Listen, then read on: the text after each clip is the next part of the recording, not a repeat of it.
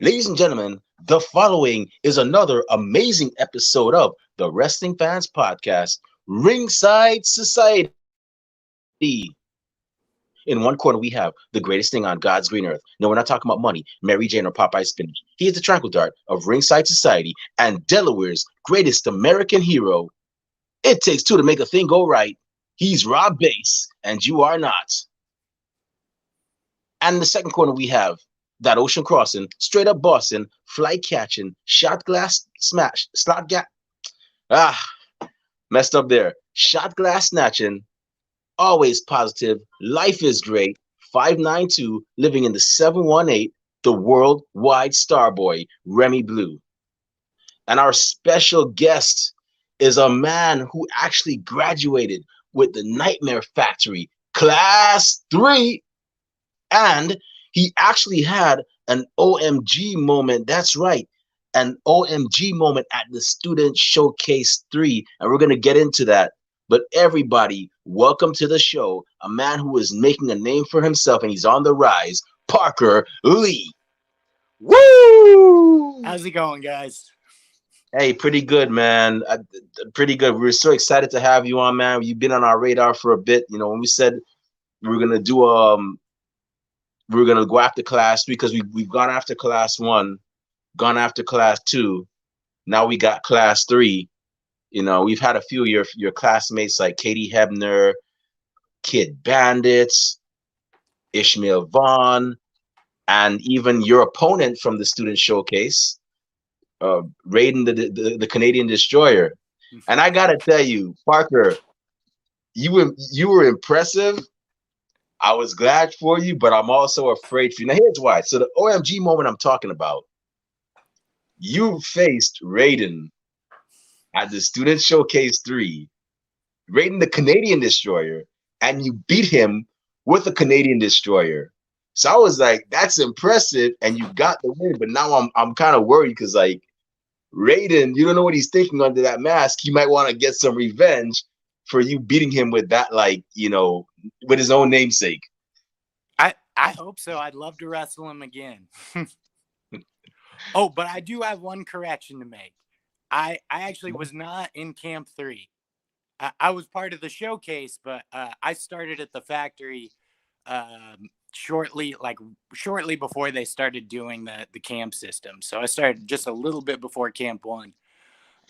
They were short on people, and they needed. I think you saw. If I remember correctly, KC Rocker was also in the Camp 3 showcase, and obviously he was Camp 1. But I would consider myself Camp 0.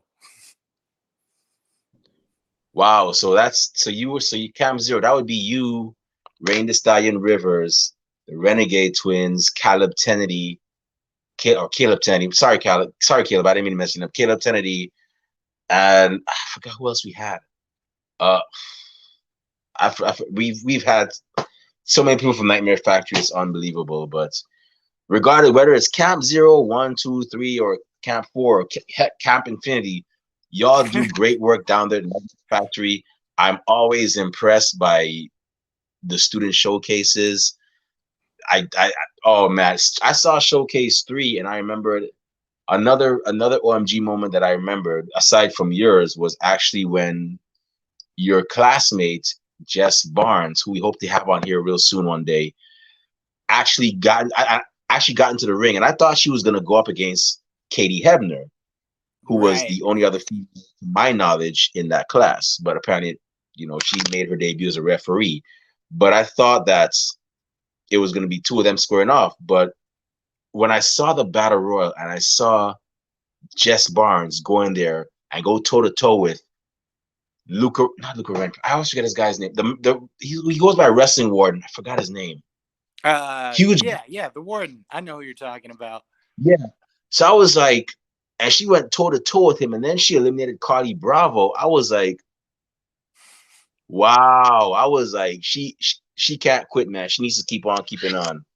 But y'all do great work down there, man. Like, I tip my hat off to y'all. Y'all definitely, you know, every showcase I'm definitely looking forward to. I haven't seen Showcase 4. I haven't seen all of Showcase 4. I've only seen the female tag team match. and that was with Giselle Azure and Rekataka versus Katie Ashley Hebner. Gamboa and Katie Hebner. Yep. Yeah, and I even found an OMG moment in that because Katie Hebner made Rekka tap out. I'm like, what? Yeah, did not expect that. Yeah, man. Hey, I gotta ask y'all something. Do y'all have some kind of like? Do y'all have some kind of like? Rob, what is it when you find somebody once you play pool and they say, "Oh, I can't play," and then they beat you senseless. Oh, Full hustle! start, hustler. You would some kind of hustle method? Uh,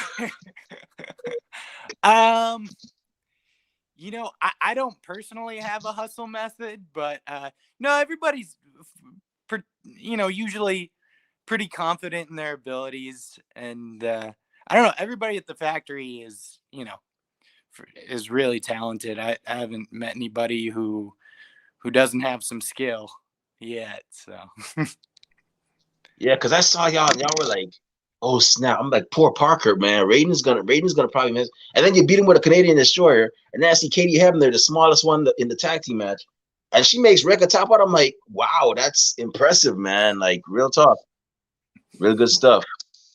But yeah, so I gotta ask you, man. What was it? What was it like? I mean, well, before I ask you, what was like at the Nightmare Factory? How did your fandom for wrestling start? Like, what was the events that you saw on TV or pay-per-view, or who was that one relative that you saw watching it and then you got curious as to what it was and then you got hooked afterwards? I started wrestling, or sorry, I started watching wrestling when I was a kid with my dad, and this was around probably like 96, and we were big WCW guys. And my favorite was always Sting as a kid. Now, as I've gotten older, I still watch a lot of old WCW stuff, but like now, I mean, Sting's great. But now I really appreciate like Dean Malenko, and like Eddie Guerrero is a big one for me. Uh, a lot of the cruiserweight guys really. I kind of try to mold myself after a lot of those guys. I mean, I'm not a huge guy myself, like that's kind of really when I started watching wrestling was back in the 90s, mid late 90s. Wow, that was a good time. You came when it was a new generation for WWE, and then they had the Attitude Era afterwards, and you were able to see Sting in like Wolfpack and all that stuff. That was a pretty interesting time to be Yeah, a with the wrestler. red face paint, I love that. Yeah, man, Wolfpack was definitely that stable. That was definitely the coolest stable out of the NWO. When they broke off from the black and white. Yeah. Yeah. So, did you ever get to go to any wrestling shows like WWE, WCW, ECW, any independent shows when you were younger? So actually, no, I'd never seen live wrestling till I was an adult. Really, like we just didn't like spend money on like going out to wrestling shows and stuff. Uh, my dad is actually like he's an amateur wrestling coach, so he was always pretty busy either coaching wrestling or coaching football. So I didn't really ever. I didn't know indie wrestling was actually a thing when I was a kid, like at all. And now I love it, but no, I never actually went to a show until I was an adult, and I knew that I wanted to train to wrestle, but I hadn't started training yet, and I started actually like the next month after that. Um, what did I go see? I saw a SmackDown, and it was when Rusev Day was still a thing. It was in Portland. The match I really remember was Daniel Bryan versus Shelton Benjamin. That was a good match. Yeah, Daniel Bryan. Daniel Bryan always has good matches. So does Shelton Benjamin. I really wish they would have put the world title. I guess it's not too late for Shelton, although he's what 40. I don't mean to put it. He's up there in age. I'm not gonna put the man's age out there, but it's. I really would like to see him win a world title, even if it's his last. I wouldn't Yeah. mind seeing that. He's to me he's like low key one of the best at what he does, Oh, he's and it's great. always fun Yeah. to see him. Yeah, but yeah, so so now that you're a fan and you're cheering your favorites and whatnot, what how did your journey go from from being a fan to now saying I love this, this is what I want to do, and how'd you end up at the Nightmare Factory and so on? So that's an interesting story. I actually I kind of quit watching wrestling for a little while. Like when I was in high school, I just got kind of caught up in my own sports and I hadn't watched it in a while. And then I started watching it again, and I was like, man, like a lot of these guys are not huge. Like it was the only thing that I ever wanted to do when I was like a kid was like one of these days I'm gonna wrestle for WCW. Like that's gonna be the thing that happens. And as I got older, I think I started to be like, you know what, I'm not really. I don't think I'll ever be big enough to ever like make it, and that's okay. I can do some other things or whatever. And I got really caught up in like my own sports. Uh, but then, yeah, like I said, I started watching it again, and I was just like, I still think I could do this. Like, I really like. I should at least give it a shot. So I started to go. So I'm from Oregon originally, and I started to go to this school in Salem, Oregon. That was it was kind of like attached to an indie company there called the West Coast Wrestling Connection. It was WCWC. I Um, know that. yeah, yeah. Do you? That's yeah. So no, I used to watch them. So don't tell me. That's where I first saw Alexander Hammerstone, the guy with the mask. He runs the training there. There's a guy who wrestles in a mask. He's Yeah, a big the dude. grappler. So The he grappler. when I started, he was the coach. For whatever reason, like the school and like the promotion and like him, like they kind of like went separate ways. And shortly after that, Dr. Luther started training at our school, and I learned a ton from him. He's like, I consider Dr. Luther to be like kind of like my wrestling dad, I guess, like my pro wrestling dad, like in a sense. Like and so we trained with him for about I want to roughly around a year. Actually, me and Caleb Kennedy. And then one he took a job obviously with AEW. He said, "Hey guys, I'm moving to Georgia. You guys like I've talked to the Nightmare Factory about actually at the time it was the One Fall Power Factory.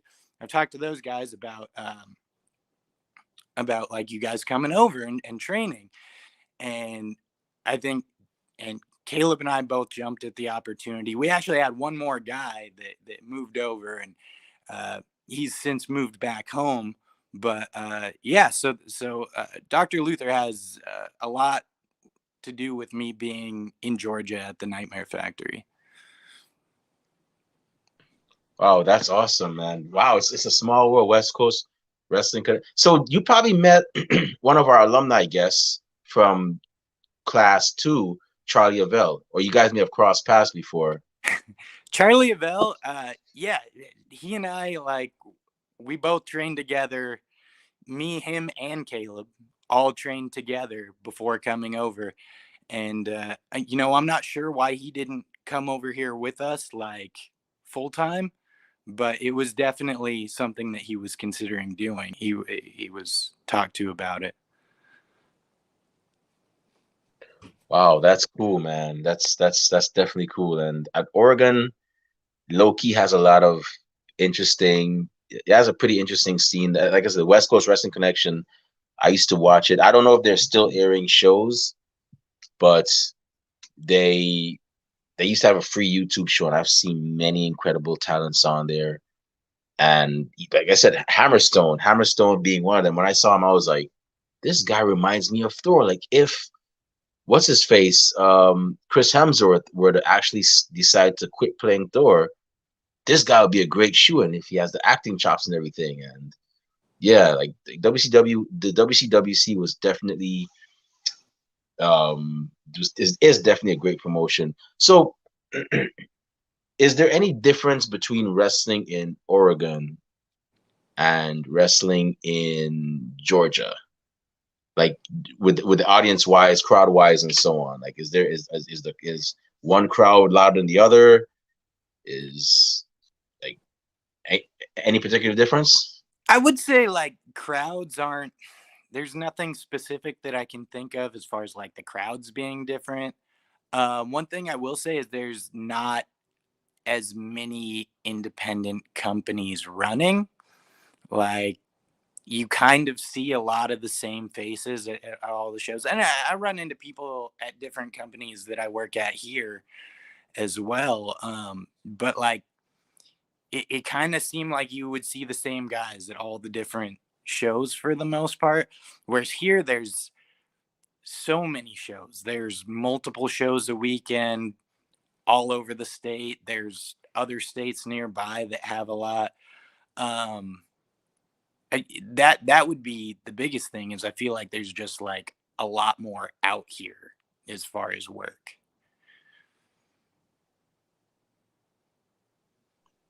Awesome, awesome. So now that you're training with Nightmare Factory, you're doing your thing and whatnot. In terms of opponents, do you have any top five that you would definitely want to wrestle in the near future? I mean, you were like I said, I saw you. I saw parts of your match against Hunter Drake. Man, no disrespect, but you remind me. You remind me of one of the best, the greatest wrestlers I've ever seen. And I'm not saying this because you both happen to be of the same ethnic background, but Ricky the Dragon Steamboat. For some reason, when I saw that, when I see you wrestling, you remind me so much of him. I don't know why. I don't know why, but I take that as a huge compliment. Like so has nothing to do with my ethnic background, but that is like at its base level when I like first started training, that's kind of who I wanted to be like. Drop kicks and arm drags and crossbodies, those are all like at its base my bread and butter. That those are the things that I really like to do.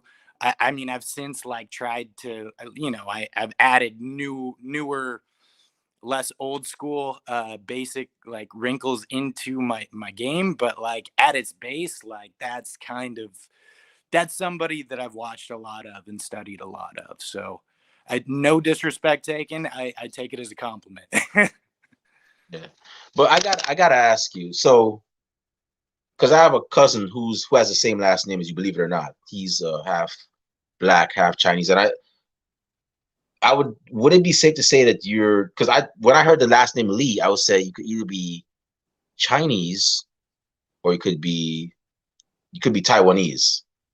So my first guess was Taiwanese. Was I wrong or was it like is it?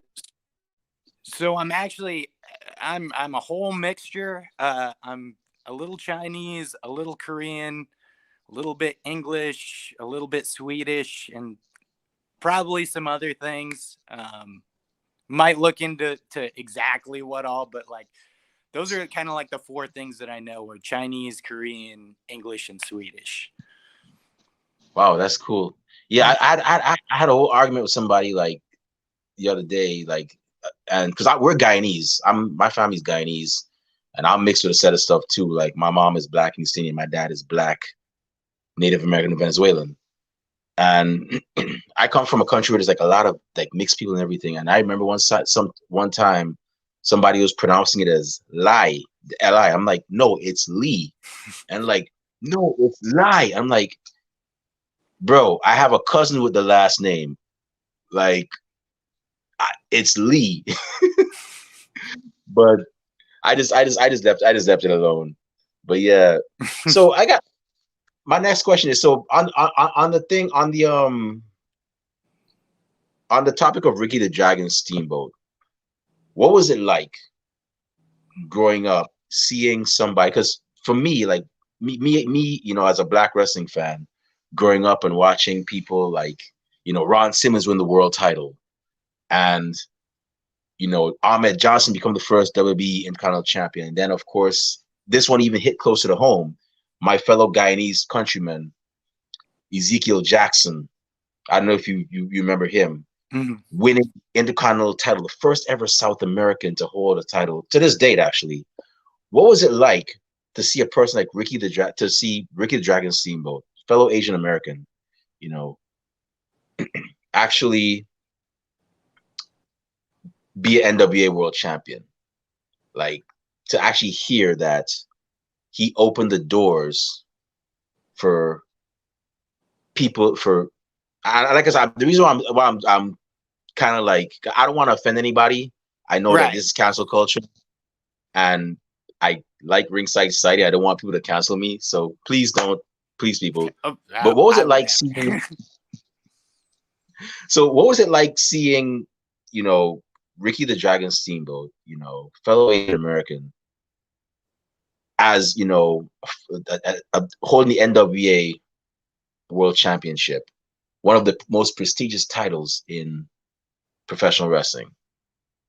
Well, like I said, I'm a big Ricky Steamboat fan. I guess I never really thought about it as like, I don't know, like an Asian American holding it. Like I think I more thought like, just think of him as a great wrestler. Like I don't know. I guess I just don't really think about it. Like I don't know.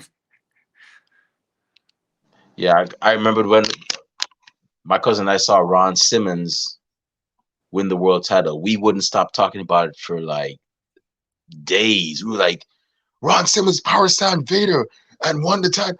We were like so excited because somebody like us, actually winning the title and opening doors, and then some young kids saying, you know, I want to be like that person. I want to do it like that person, because they prove that it doesn't matter what ethnicity you are, what color you are, what country you're from, you can reach that level. So yeah, man, that's what I like about wrestling these days. It's like it's just changing, and I enjoy it. It's all for the better, and I say it's a great time to be a wrestling fan. Yeah. So you've wrestled in Georgia, you've wrestled in PCW and several other places. What are some other places that you hope to wrestle in the near future? Um. Well, so right now I'm wrestling at PCW, um, Anarchy Wrestling, uh, 127 Pro Wrestling in Grimsley, Tennessee, um, and then here and there at Georgia Premier Wrestling. Honestly, my schedule is pretty booked up, but I would love to go back and wrestle at some of the places that I wrestled when I first started when I first started cutting my teeth in Oregon. Like, I'd love to go back and work for like DOA Pro Wrestling again, uh, WCWC if they ever come back. From what I understand, I don't think they've ran any shows since the pandemic. Um, just before the pandemic started, like my last show that I worked was for Prestige Pro Wrestling, and it looked like I was gonna start working for them fairly regularly. Which, if you're in the West Coast, like the the two big ones are like Defy and Prestige, and so I was kind of bummed out at the time. I mean, I think it all worked out for the best, but I'd love to go back and work for them. But as far as out here, like in general, I want to work everywhere. You know what I mean? I want to get my wrestling in front of as many people as possible. But yeah. Yeah, I've seen Anarchy Wrestling. I used to watch Anarchy Wrestling several years ago, and I could tell you that's a great place to be. That's a great place to start off in Georgia. I've seen so many legendary people go through there. AJ Styles, Xavier Woods, Air Paris, who was AJ Styles' former tag team partner. So many great people have actually passed through. Even the FTR have actually Yep. passed through there as well. So many talented wrestlers, and man, I always say if I'm ever in Georgia, if I'm ever in, I believe they're running Cornelia, right? Cornelia, Georgia, right? Yeah, I think that's right. Yeah, I always say if I'm ever near Cornelia, Georgia, and they ever have a show, I'm definitely gonna attend it because that's definitely like a must do, a must check out, or a must see promotion of Georgia. That's like pretty much like what reality of wrestling in Texas is. What reality of wrestling is to Texas, or the WCWC is to Oregon.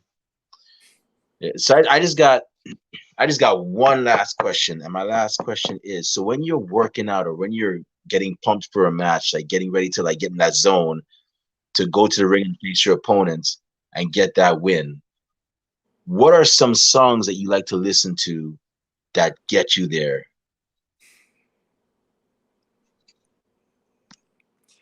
Uh, so I really like old Green Day, like Kerplunk and Dookie. So probably Welcome to Paradise is a big one. I've actually used that for my entrance music a few times. Uh, Come On by the Von Bondies is another one that I like to listen to before I go out. Um, man, I listen to so much different stuff. It's hard to narrow down stuff. Uh, what's the one by Trick Daddy that they use the Black Sabbath sample? That's a good one. Man, I'm all over the place with music. And to be honest with you, like I have pump up music, but like for the most part, like during like before a match, like I don't really listen to music. I like I don't know. I like feeling out the locker room and talking to people and kind of hearing the conversations that go back in the locker room. Wow, that's cool. I always tell people like my music playlist, like my gym playlist is all over the place. One minute I'll be listening to something by the Wu-Tang Clan. Next minute I'll be listening to Marky Mark and the Funky Bunch, Good Vibrations, and then yeah, y'all listen. Y'all don't judge me. Hey, it is what it is. Then another minute I'm listening to some Hollywood Undead, and then you'll hear Carly Rae Jepsen playing after that. So and then you might hear one or two wrestling entrance themes too. So yeah, my playlist is all over. And I forgot who it was I told the other day, but like if I was ever in charge of the sound system at a gym, people would probably be pissed at me and throw me out because I would probably mess up a lot of people's vibes with the kind of music I listen to. But yeah, man. But I'm gonna go ahead and turn over to Rob. I know Rob has has a couple of questions for you. By the way, just a heads up: if you are a Marvel and a DC fan, he's probably gonna ask you 21 questions. So, Rob, go ahead, man. The floor is yours. All right, man. All right, sweet. Thanks, Remy. So what's going on, man? How's everything doing your way, man? Hey, it's all good over here. How you doing, man? Pretty good, man. Just trying to beat this cold, man. I was supposed to get down to like 18, I think, tomorrow night, or in the morning, something, man. Oh, it's bad. It sucks, man. I need to relocate to like Arizona or something, or somewhere south. I need a tropical climate. That's what I need. These bones are too old to be dealing with this cold. Snow shoveling and all. Nah, that's this. I don't miss that about Oregon. I grew up in a town in the mountains, so a lot of Oh, shoveling snow. oh man, yeah. So y'all probably have snow a lot, huh? You're up there Yeah, in in the my mountains. hometown, like up north, it's too wet for it to really like. It's just cold rain. But like, yeah, in my hometown, it snowed quite a bit. Now you mess with people, be like, man, when I was younger and I lived in the mountains, man, I had to walk to school 5 miles uphill both ways. You know what I mean? You all over here, you ever do that? Because I would. Not yet. I'm sure here in like 20, 30 years, I'll probably be doing that all the time. Oh, yeah, I do. My dad used to tell me that, so I remember him telling me that one time. Man, I walked to school 5 miles uphill both ways, and I was like, "What? Oh, how do you do that, man?" He's like, "No, man." He was like, I remember him also saying, he was like, "Man, we couldn't afford shoes. We just had to wear the boxes that the shoes came in, and then rotate them with his sisters and stuff." I was like, "This guy, okay, man, whatever." So being up in Oregon, man, when you're saying you were originally from there, I have to ask, man, you ever seen Sasquatch? Because I watch all these nature shows and all this, and I hear like in Georgia they got Skunk Ape. He's, I guess, their version of Sasquatch, man. So you ever come across him, man? Man, I've been in like areas where like if you were gonna see a Sasquatch, like Multnomah Falls is like supposedly like a big area where you'll find them, and I've been like hiking through there, but like never seen one myself. Um, but no, but I always kept an eye out, you know. I would too, because I'm like, it might not be nothing, but I believe that those people believe they seen something. It's all woods and stuff up there, man.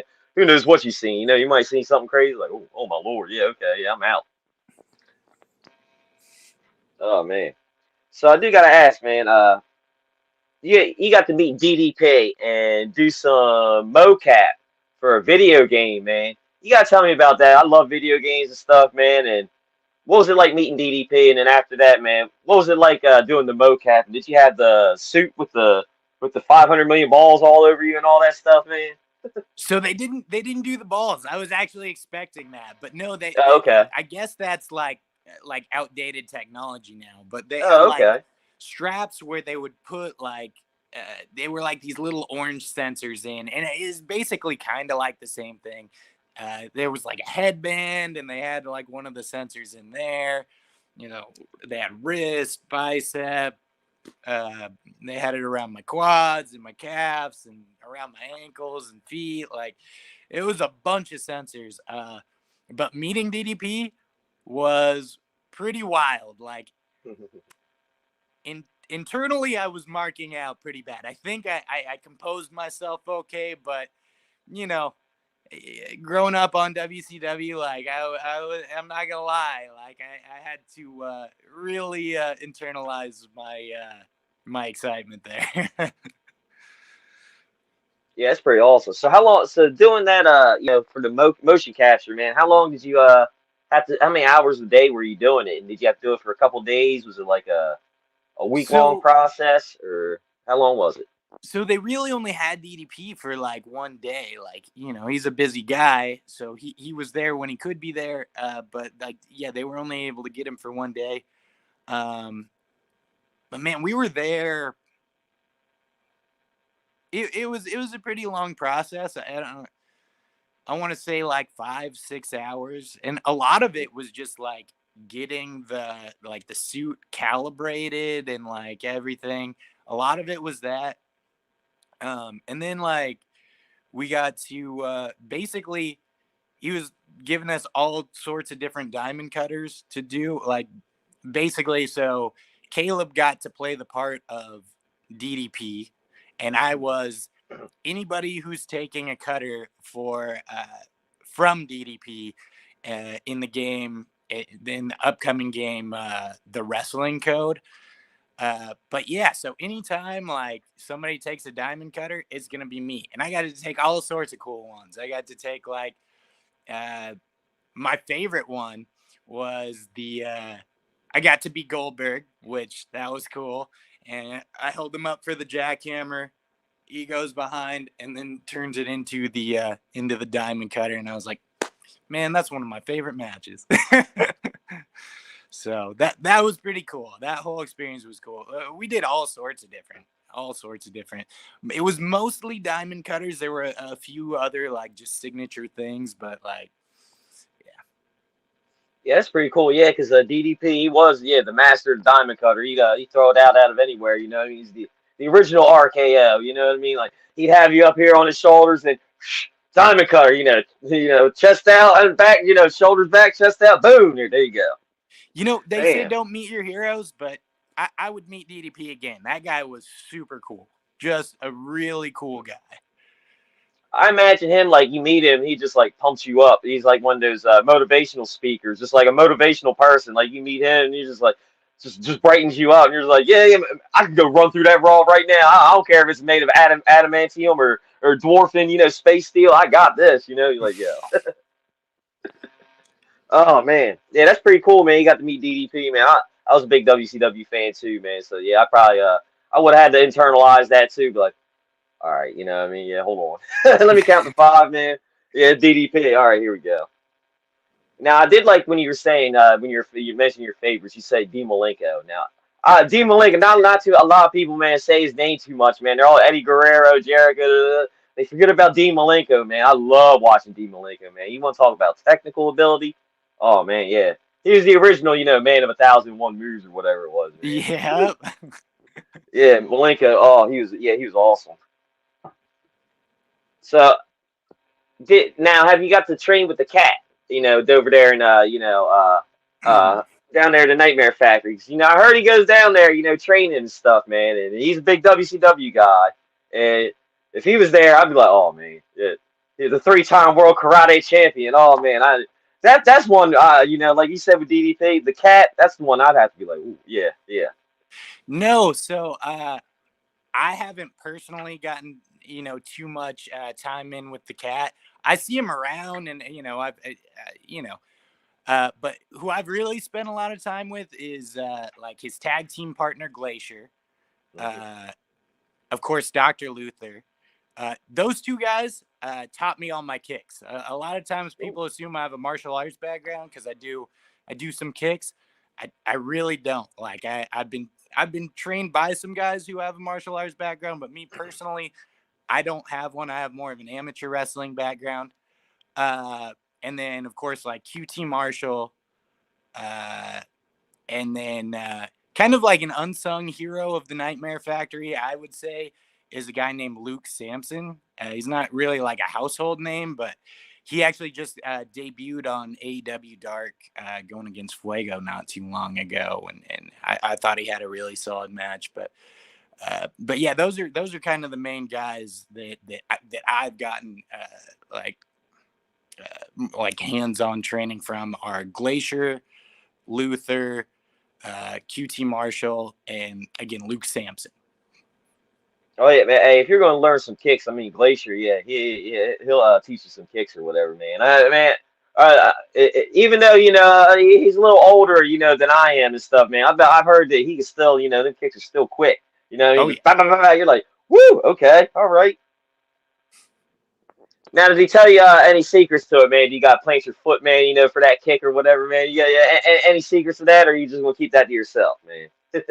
Uh, I don't know how much I should share, but definitely like it can be meticulous at times, like making sure like, hey, you got to do this exactly right. You got to do it exactly like this.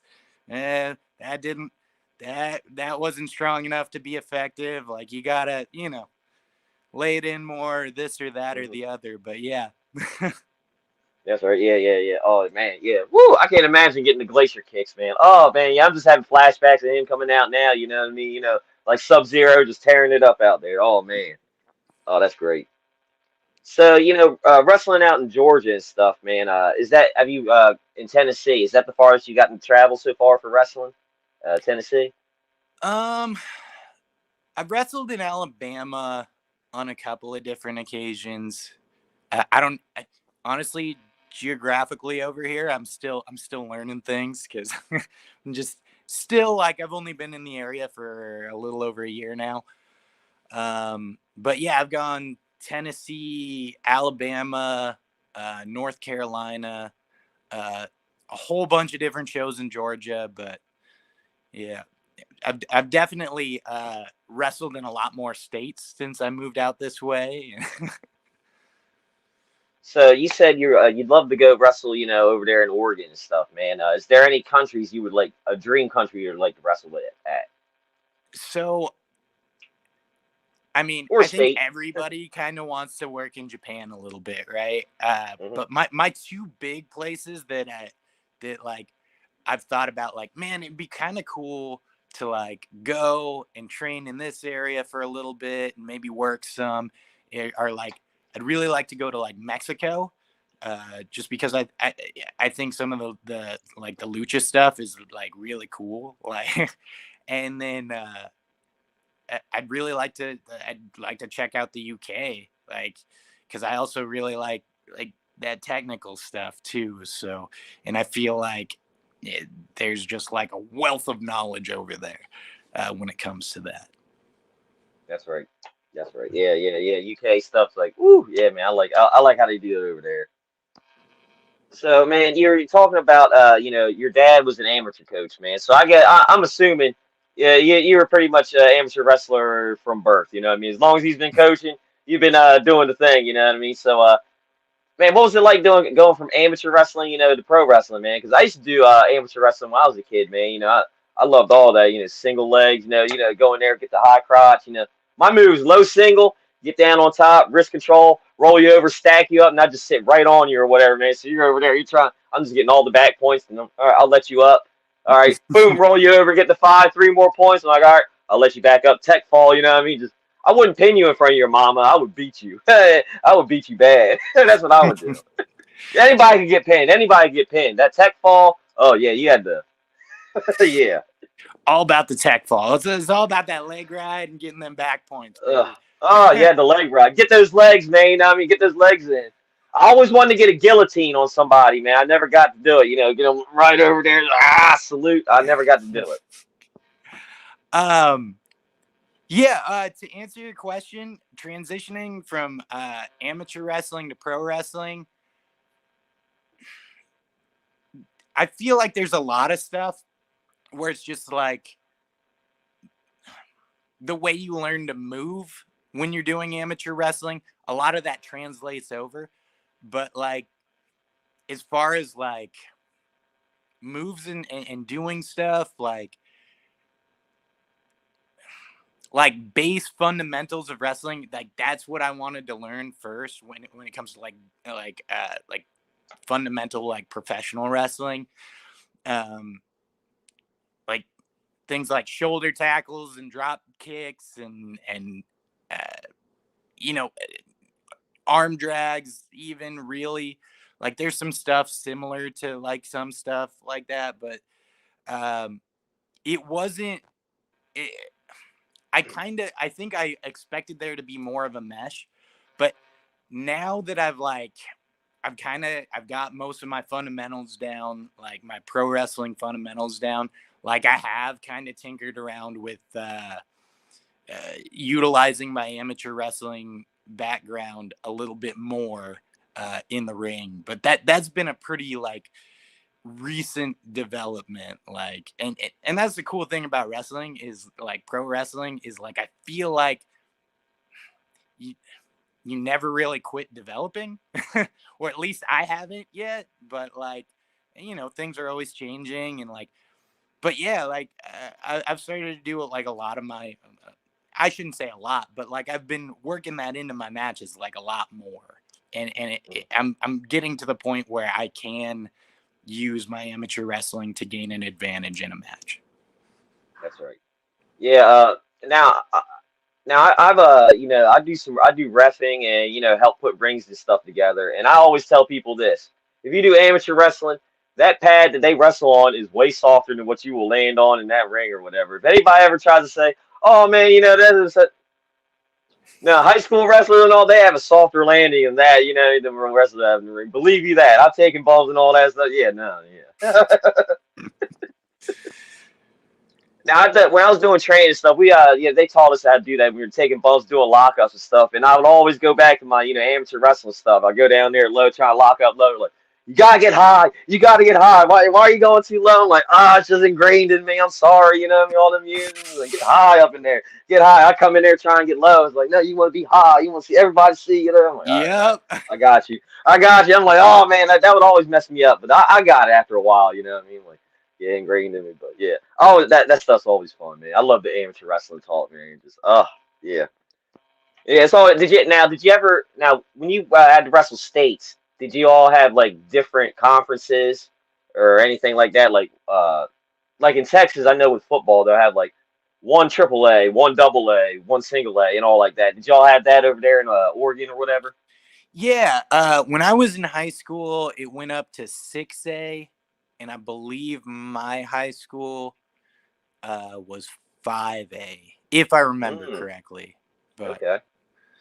So y'all were like a big school or whatever, or a actually, we great were good like school.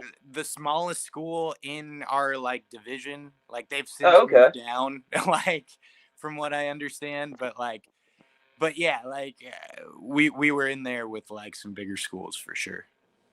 Yeah, because I've always wondered that because I'm from Delaware and it was yeah, if you wrestle in that weight class, every kid in the state, you know, everybody got a shot at the title. You know what I mean? Everybody got everybody's in the bracket. You know what I mean? Or pretty much. You know what I mean? You know, but Yeah. yeah, everybody. Because I always wondered that. I'm like, man, how do y'all do that over there? Like Texas does it. Oh, like there's got to be like a million kids over there. How you do that? And it's like, okay, yeah, they break it up. You know, okay, I got it. I got it now. I don't. I was always curious about that, especially when I was a kid. I'm like, you know, I forget we're Delaware. We're so small. It's like, oh yeah, okay, yeah, we just throw everybody in. Let's go. Now, when is your next match? Do you have any matches lined up? You know, this weekend, coming weekend, weekends coming up or whatever. Do you have anything coming up?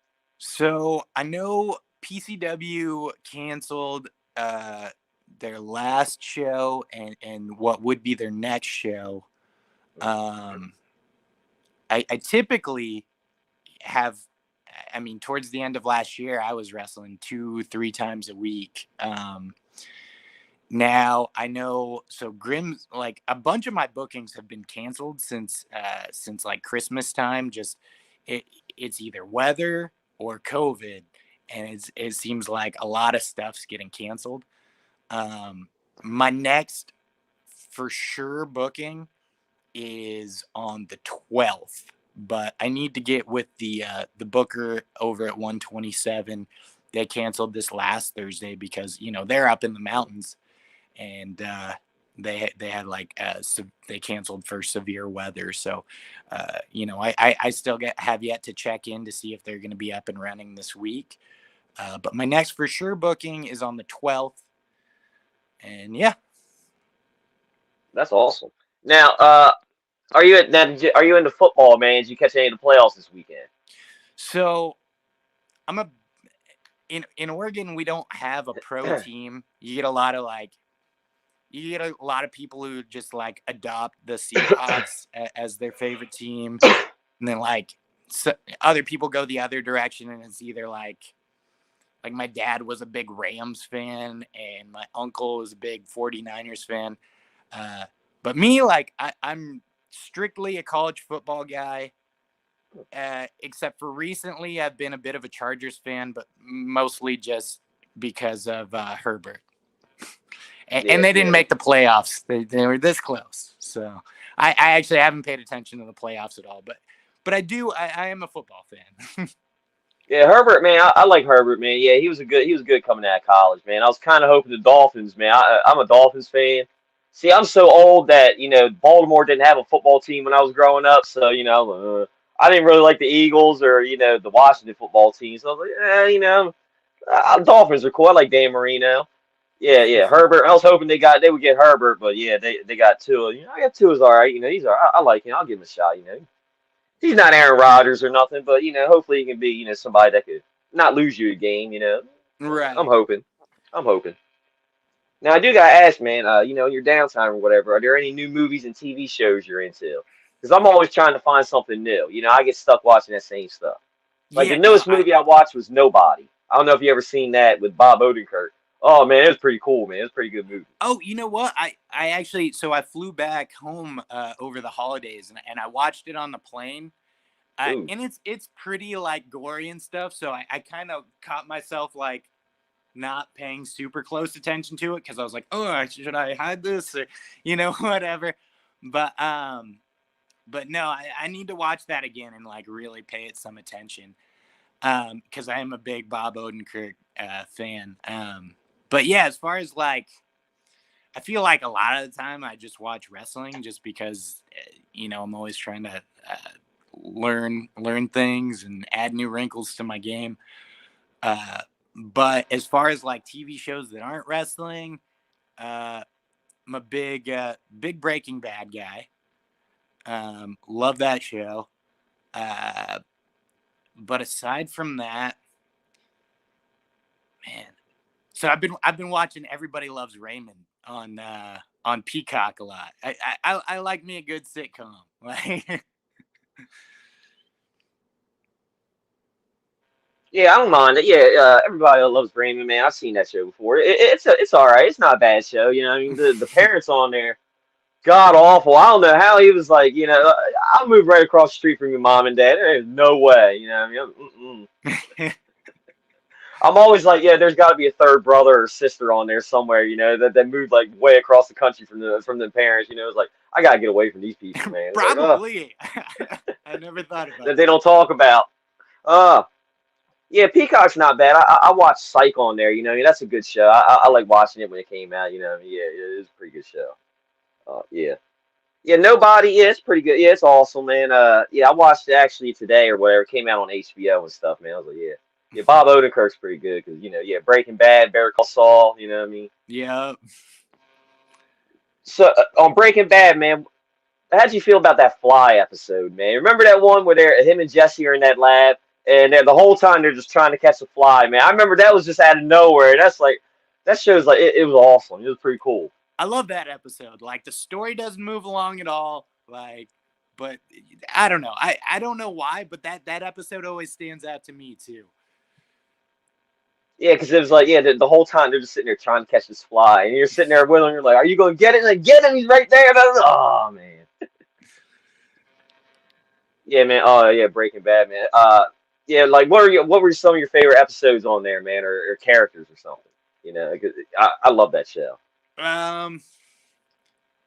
Jesse and Or Wallach, moments. obviously, like those are great characters. Actually bumped into I can't think of the actor's name now. But the guy that plays the son, like Walt's son, I bumped into Oh, him yeah. in Portland one time at a Buffalo Wild Wings. Oh, nice. Yeah. He was like filming some like independent movie there. I mean, I never saw it or anything, but yeah, that was kind of cool. Let me see. Like Kristen Ritter's character, she's pretty cool. Yeah. And I mean, she obviously, goes her own way, but yeah, probably the main characters. Well, obviously Bob Odenkirk's character. Saul's great. He's probably. Yeah. I actually just started watching that with my girlfriend, and we get to like I get to the point where I'm just like waiting for him to show up because she'd never seen it before. So I'm just like, come on, man, been waiting for you. Yeah, I'm on Better Call Saul. I'm waiting for where everything comes together. From that all ties into Breaking Bad. And I'm like, yeah, there we go. That's right. That's where we go. I even like the Netflix movie they did. Well, with Jesse. It was like it was right after everything happened. It was like El Camino. I liked it. It was more of like an extended like prologue of what happened after the show. But I still like it. Got a little closure. Like. Okay, you actually got there. Okay, all right, cool. Yeah, man, it's pretty good, man. Uh, so I do want to ask, man. Wrestling. Traveling around. On the South, man. Do you have any, funny traveling stories? Like, maybe have you, ran into somebody seeing Skunk Ape, and you tried to, like almost hit it or something, like something like that. Any funny travel stories happen to you, along these ways? Well, there was one time that me and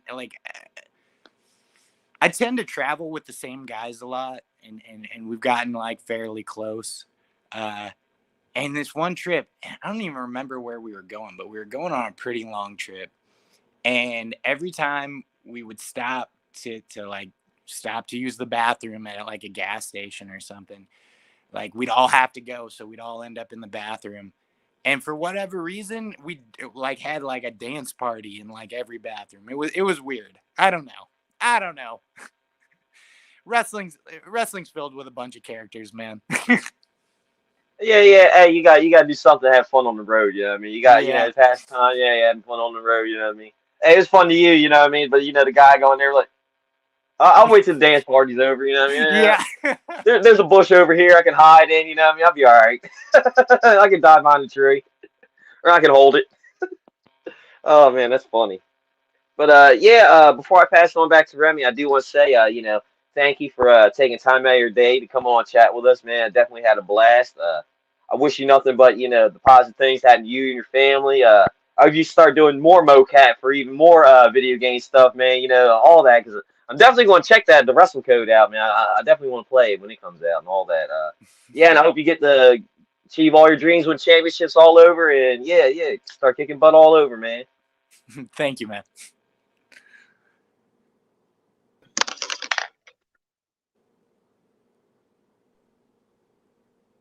Parker, thank you very much, for taking time out of your busy schedule to be on our show. We really and truly do appreciate it. It's always somebody from the Nightmare Factories on our show, whether it's yourself, Diamond Sheik, or Referee Paulie, or Referee Luis Santiago, or even the Renegade Twins. It's always a pleasure having one of y'all on because y'all do great work.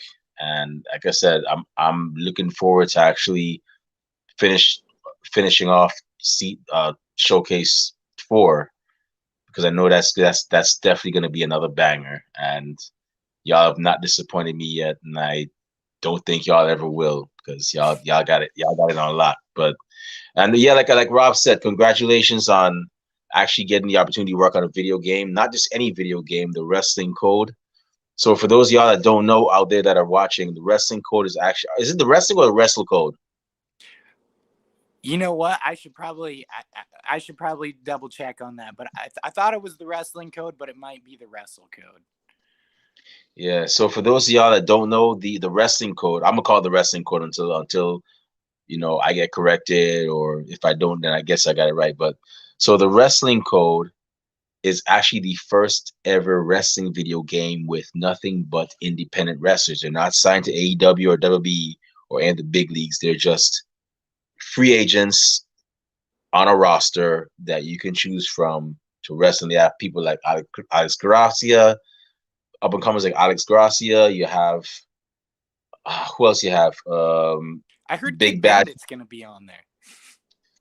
I saw that too. If that's true, congratulations to Kid Bandit. Very impressive guy. We had the pleasure of having him on our show as well. I've heard RVD might be on there, and Kurt Angle. RVD and Kurt. So they have legends like RVD and Kurt Angle, and DDP, of course. There's also there's a guy the guy from Grimm's Toy Show. He's on there, and I know there's another guy. I forgot his real name, but I know he goes by Big Bad Kaiju on Twitter. Oh yeah, He's yeah, a yeah. hard hit. He's on there, and there are several others. If y'all are looking for something different from WB 2K or AEW or even Fire Pro Wrestling World, which I still enjoy, definitely check out the Wrestling Code.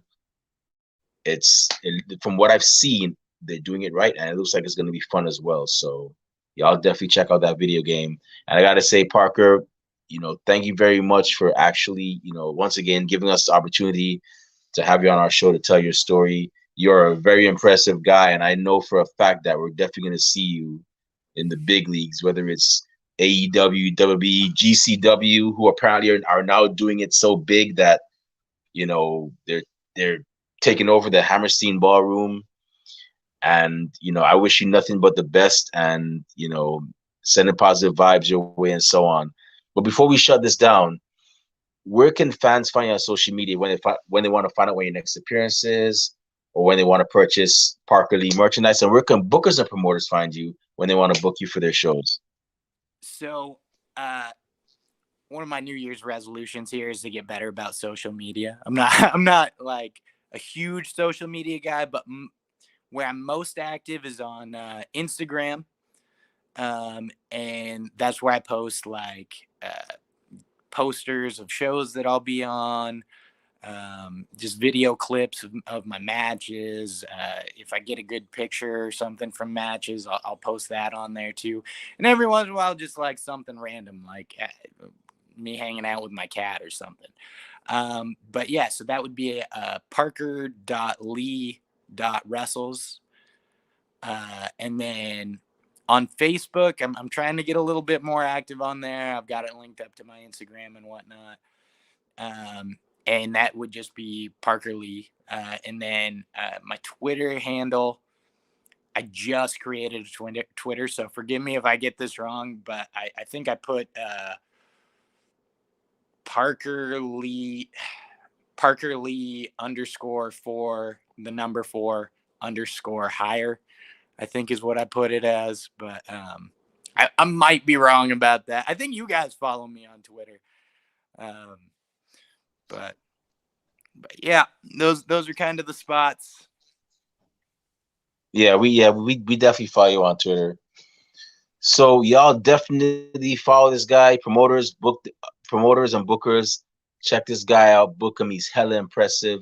He's from one of the most prestigious wrestling schools in the world. I'm not gonna even say just America, because we've had one guy from England actually come over there to train. So one of the most prestigious schools in the world, the Nightmare Factory. He's actually trained there. He's from there. So definitely check him out. He's doing great things. Y'all do not want to sleep on Parker Lee in the next couple of years. Trust me, if you do, when you see him on the big screen in the next couple of years, you'll be like, damn, I should have booked that guy.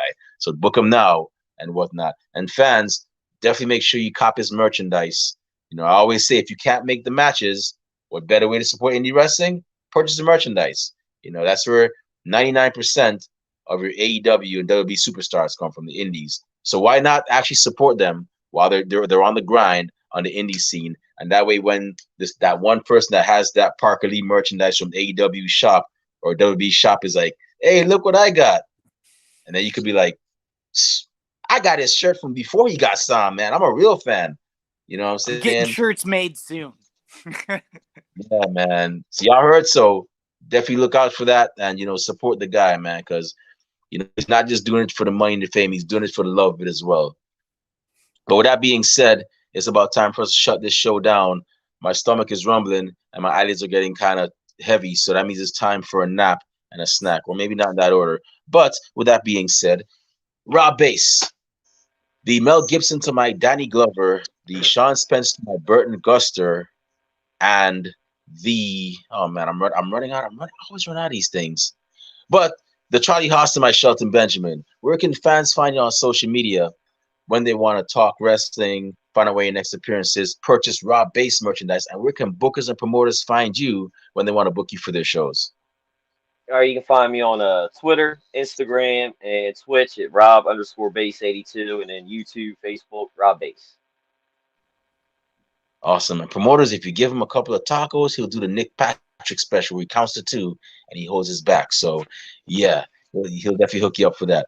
But if you want to find me on social media, not that I have anything cool to say or interesting, but who knows, maybe you'll get lucky one day. You can find me on Twitter at @TheRemyBlue. You can also find me on Facebook under the alias Remy Blue, and you can also find our podcast on social media. We're on Twitter and Instagram at Ringside Society. We are also on Facebook as a Facebook group. Just type in Ringside Society, and you'll be there. And we're also on Spotify, and we're also on YouTube, where we stream a lot of our interviews, like this one, like the one with the Diamond Sheik, Katie Hebner, the Renegade Twins, and many other great people from the Nightmare Factory and all other promotions as well too. So when you go on YouTube and you type in Ringside Society, yes, type in Ringside Society, and you see that sweet OMG dark blue and light blue yin yang sign with the blue flames around it, that's when you know it's us. Subscribe to all of our videos because you won't want to miss a thing like Aerosmith in the 90s. Wow, I actually got that one that time. But with that being said, we just want to thank everybody that tuned in tonight live. We really and truly appreciate it. To those of y'all that are going to listen to us later on, Thank you very much in advance. And those of y'all that hate us, can't stand us, really and truly wish you would just go away. Well, like myself at the Golden Corral and Rob Bass at the Taco Festival, we ain't going anywhere for a while. They hate us because they ain't us. We ain't stopping. And man, Rob, I'm glad to have you back because when Kathy said that line, it just felt so weird. Not in a bad way, but welcome back, bro.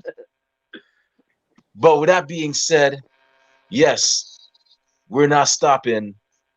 And we are very well aware that everybody and their grandparents and their parents have a podcast. But we're not your grandparents' podcast. We're not your parents' podcast. As a matter of fact, we're not just any podcast. Hey, yo, Rob Bass, one time for the mind, one time for the people, one time for the wrestling culture, and one time for Nightmare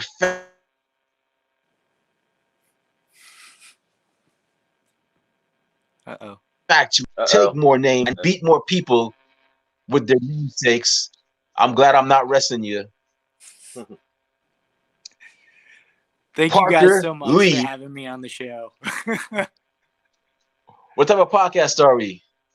A wrestling We're the podcast. Wrestling Fans Podcast. That's right. That's right. The Wrestling Fast Podcast, Ringside Society. And we will be back tomorrow with another special guest. And you know something? Heck, I'm feeling so happy right now.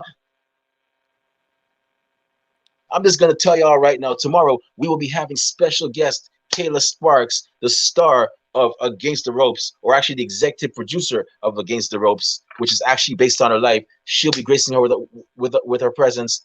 But until then, do me a favor. Matter of fact, do me 4 favors. Stay healthy, stay safe, be excellent to each other, and party on, dudes. We out. Peace. See y'all. Good night. Stay Thank you, classy, guys. Delaware. Thanks, man. Yeah, I really appreciate you guys having me on.